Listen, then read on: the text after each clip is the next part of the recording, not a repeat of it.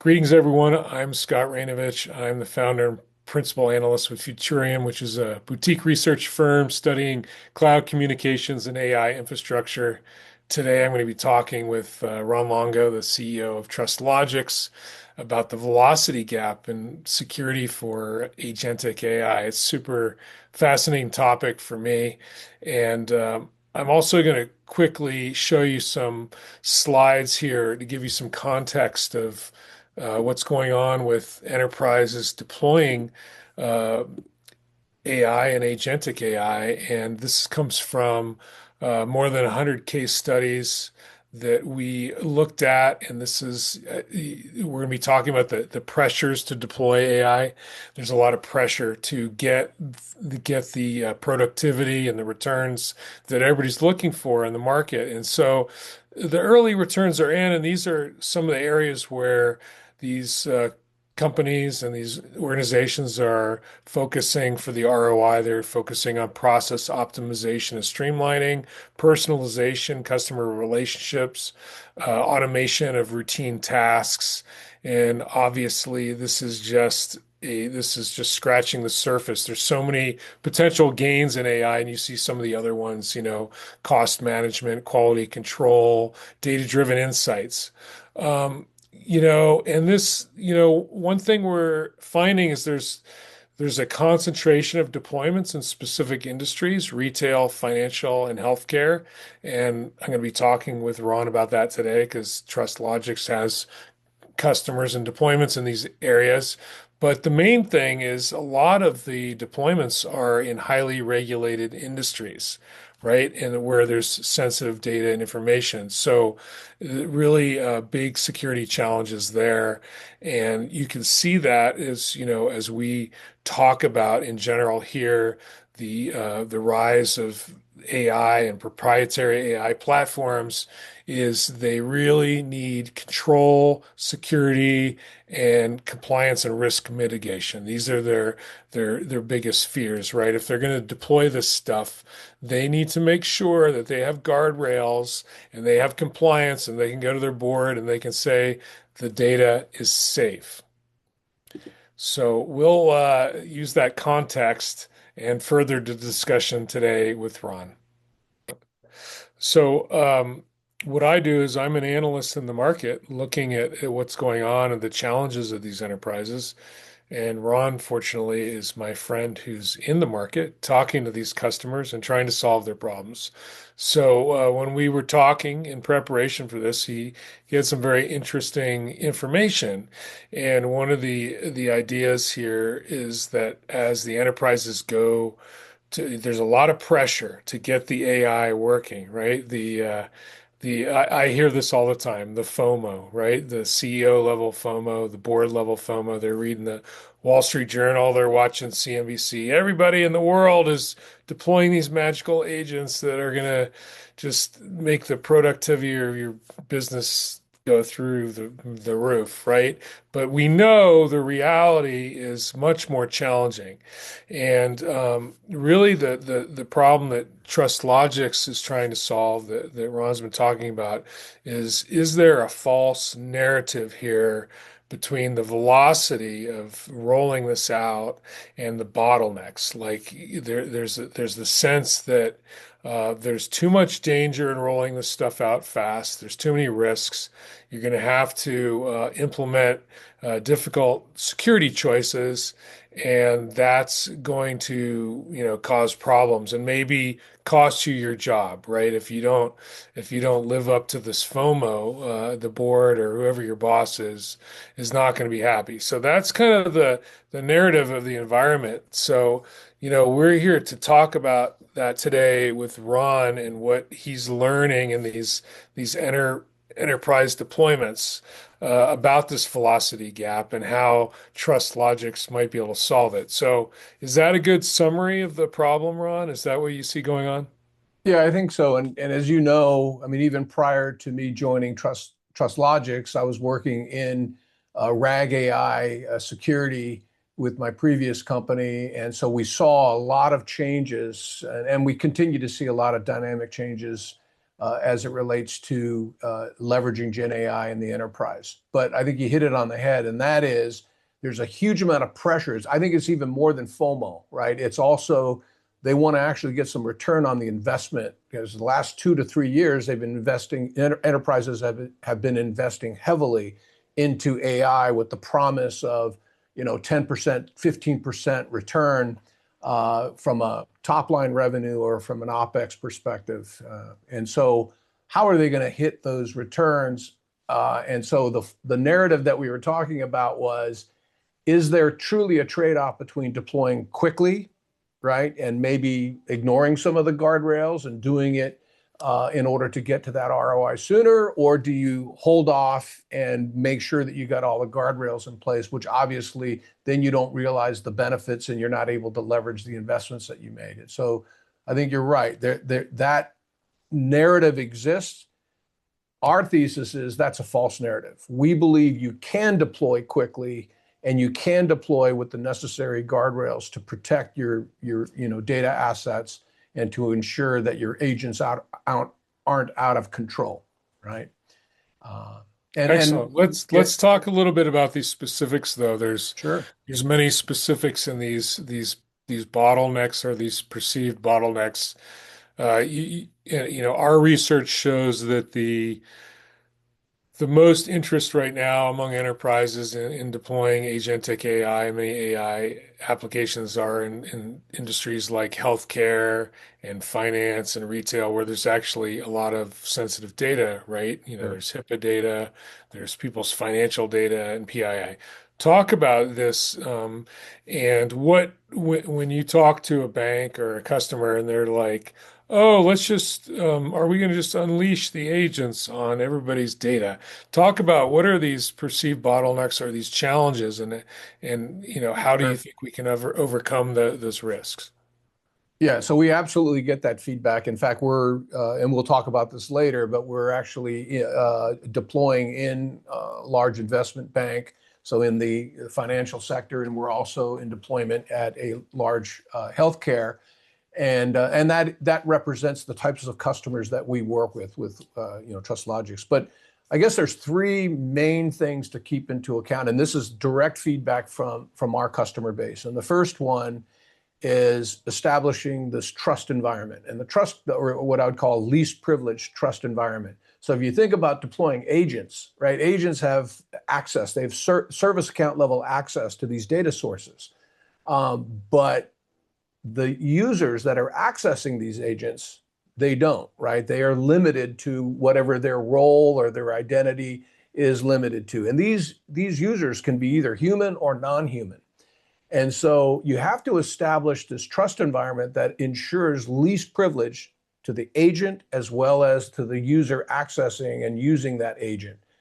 So that's probably the first most important thing that we're hearing from our customer base.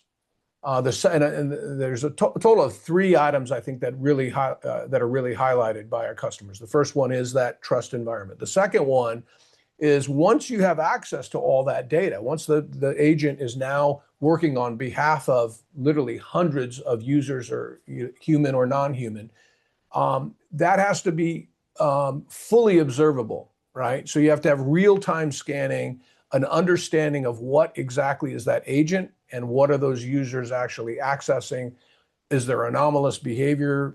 Is there users that are trying to access things they shouldn't? So you have to have full real-time or near real-time observability, and you have to track all of that and log all of that to then produce real-time auditability, so that you can go back and have meet your compliance and regulatory requirements with your audits. So that's the second most important thing, is full observability and auditability.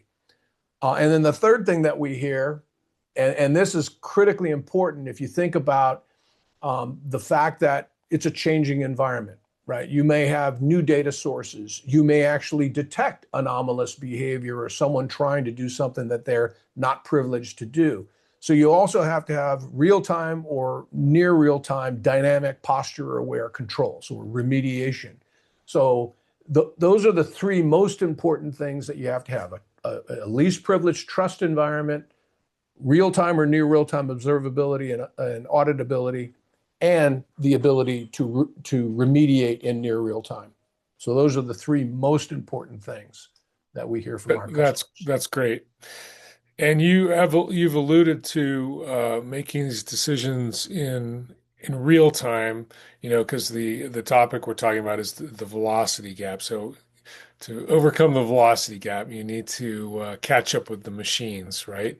Right. You were talking about an interesting concept of how TrustLogix is trying to. There's a term in the industry called shift left. For those Yeah. of you who don't understand it, it means integrating the technology architecture with the development, with the actual software. So as people are building software that use these agents, if you're shifting left, you're building the security into the software as they're making it, if you will. So tell us a little bit about that and how you guys are helping people shift left at the development layer, which, as I understand it, that's going to help you get these real-time decisions, right? If it's actually built into the application or the agents themselves. Yeah. So you're hitting on two things, two critical elements. I mean, one is shifting left and actually becoming proactive and being part of the design phase of the actual agents. But the second area where it's critically important to be running at machine speed is how do you apply all the things that I described, right? The least privileged trust environment, the observability, the remediation. How do you apply that in near real time or at machine speed? And so if you look at foundationally what TrustLogix has done for the past several years across multiple large enterprise customers, multinational customers, across finance, telco, healthcare, et cetera, is we've abstracted what historically has been controlled at human speed, right? It's been a very manual process to apply access controls and access governance across various data sources, right? Because it's a very complex problem. So we've already abstracted that into a single unified platform, and we'll call it an access control plane. And we're able to now do those three important elements at machine speed. So now you add in an agent. And so just for a second, I'm going to digress and talk about how do we shift left. If you look at deploying agents, and we have several folks on our team that actually build agents, and I actually watch this, you literally are putting lines and lines of code. And every time you have to access any kind of security governance or you have to apply some sort of security governance, it's literally dozens of lines of code in order to match whatever the purpose of that agent is and potentially who are accessing that agent. You have to put lines of code in order to do your MCP calls. And you may have multiple MCP services that you're calling for various tools. So all of this results in lines of code. And lines of code end up becoming static because once you code it and you go through the review process, which by the way is also manual, you have code review, you have security reviews, people have to sign off that yes, this agent is going to meet the security requirements. All that's done at human speed. And then you deploy the agent. And if things change, as I mentioned, if you're doing your real-time posture assessment and things change, in order for you to change that agent, you got to go back, you have to recode, you have to go through the entire cycle again. So this is clearly not machine speed. What we've done is we can take our solution and you literally have one call to our platform, which is this abstraction layer. Once you make the call to our abstraction layer, we provide the trust environment. We can apply the least privileged access control across the agent, across the users accessing the agent. We can apply the real-time observability, auditability, and we can apply the dynamic remediation, and we can apply all that at an abstraction layer without ever having to go back in and rewriting the code. So you do it once, you shift left, you make the call to our platform. All of that is occurring at this abstraction layer, and we can basically provide those services for the full life cycle of the agent. Does that make sense? Yeah, absolutely. The point is that it's all automated, right? It's just the way you describe it, the abstraction layer. Right. Think it's like an eye in the sky. It's watching over your AI agents and checking to make sure they're doing the things that they're allowed to do. Is that a Yeah, way to and think of it? I would say eye in the sky, but also brain in the sky. So we're also applying, we're looking at behavior, analytics, what's actually happening. We take into account business context, not just the security context, but the business context, and then we're able to make decisions on that. And again, I think you're right. We've abstracted it a layer above the actual agent, and that's how we design this into the agent day one, and we're able to basically follow that agent through the entire life cycle. That's great. Yeah. So talk to us a little bit about the customers and the deployments, right? You talked about this pressure. We discussed this pressure that's building. People need to get their AI implemented and they need to show return and they need to show it's creating value for the business. How are your customers, have they started to measure that or how are they going to measure the ROI and how do you help them do that? So I think it goes back to what I was saying. I mean, right now we have two very specific customers, but we're also about to deploy into multiple other customers. But the foundational issue we had with this healthcare company was they were actually stopped. Their deployment was halted by the security organization because they're obviously dealing with clinical data that's very, very sensitive. And without the necessary guardrails, they were unable to proceed. And they put in place their kind of manual process, but it just didn't pass muster. So they're an existing customer of ours that are already benefiting from our, least privileged trust environment and all the things associated with that. And so if they could apply that to the agents, this would satisfy the security requirements. The next challenge was they didn't have much time to get this done. And so we introduced the concept of shifting left and being able to basically do this at the agent design phase. There's actually a quote that you can read in Gartner and I'll paraphrase the quote, but basically he said, look, healthcare AI without, strict governance is a non-starter. And then they basically say that with TrustLogix, it allowed them to apply and innovate AI while still staying compliant. And that was their measurement, which was, hey, we have to meet our compliance and regulatory requirements.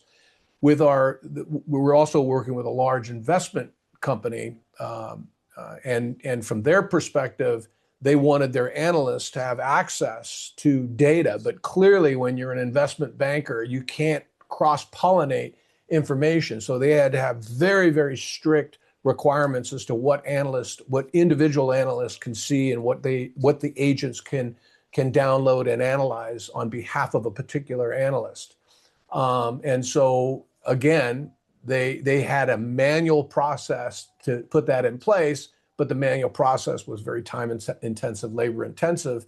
And so they were able to leverage our solution. And this is what kind of allows us to show in that particular implementation was we shift left, we design it into the agent. And when you design it into the agent, our abstraction layer is able to detect which analyst is accessing the agent and apply those particular access governance requirements on a per user basis. Uh, Excellent. yeah, so it's speed to deployment and it's meeting the compliance requirements. I mean, those are the two measurements that they're looking at. You're helping them overcome the velocity gap. Exactly, Yeah. exactly. And We're dispelling the myth, right? The false narrative that you either are going to go with reckless abandon and no guardrails, or you slow the process down to where you don't reap the benefits. And we're saying, no, that's a false narrative. We can do it at speed, at production, fully compliant. that's fantastic. Now, are you seeing this what we call the velocity gap, false narrative, as you call it? Is this pervasive? Is this every potential customer you talk to in the Fortune 500 experiencing this? Yeah, so far it's been pervasive even before I joined TrustLogix, but I did a world tour of 50, 60 CISOs where we discussed the primary problem with generative AI, whether you're putting in RAG pipelines or some sort of agentic, is the primary tar pit is the security concerns. And I guess this is a good point that I'd like to make. There's multiple layers of security, right? And we focus on what we believe are the two primary issues in terms of security, and that is what data can the agent actually access, right? There's two layers very, very specifically associated with the access governance. The other layers, explainability, prompt injection, security, all those things, under the TRISM kind of guidepost, we're not providing that level of security. We're just looking at the access governance because that's typically what ultimately tar pits and slows down the deployment. So yes, over the course of the last 4 years or 3 years, I've heard this feedback very consistently that this is a problem that has to be addressed, right? The interesting thing is we've had 2 years of experimentation and theoretical deployments and pilots, et cetera, and I was involved in a lot of that. And at that stage, people weren't paying attention necessarily to security. They were paying attention to, does this model work? Does it work in the use case where I want to be able to extract key insights, ways to increase my top line revenue, ways to drive down costs? And they were just focusing on tuning the models and making sure the models worked. Now they got those working. In fact, they're pretty effective. Now you got to go into deployment. And now they're faced with the hard facts of how do I restrict this to least privilege? And how do I do this in a way that's machine speed? And that's where TrustLogix comes in. That's great. Well, thanks a lot, Ron. I mean, I learned a ton just talking to you in this short amount of time. What you want to tell people how they find out more about TrustLogix, or are you going to be at any conferences like Yeah, RSA absolutely. Yeah, coming up? well, Or, we are taking meetings at RSA. Thanks for that, Scott. Really appreciate the questions and the interaction.